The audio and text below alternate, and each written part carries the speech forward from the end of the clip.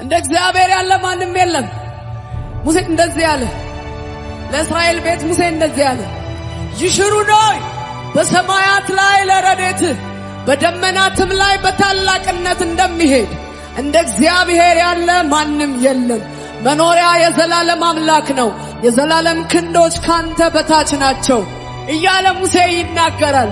ወገኖቼ በዘመናት መካከል በትውልድ መካከል እኔ ጌታ ነኝ ብሎ የሚመለክ ሊኖር ይችላል።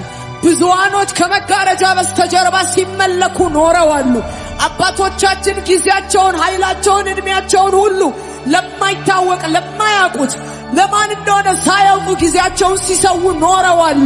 ነገር ግን በዘመናት መካከል ከተመለኩት አንዱ ነው እያልን አይደለም። እርሱን የሚመስል የለም። ጓደኛ የለው፣ አቻ የለው። ከዘላለም በፊት የነበረ አሁንም ያለ ወደፊትም የሚኖር ለብቻውን ሁሉን የሚገዛ ለብቻውን ሁሉን የሚያስተዳድር ለብቻውን ከሁሉ የበላይ የሆነ ለብቻውን አለቃ የሆነ ለብቻውን ገዢ የሆነ ለብቻውን ንጉሥ የሆነ የማይገረሰስ ዙፋን ያለው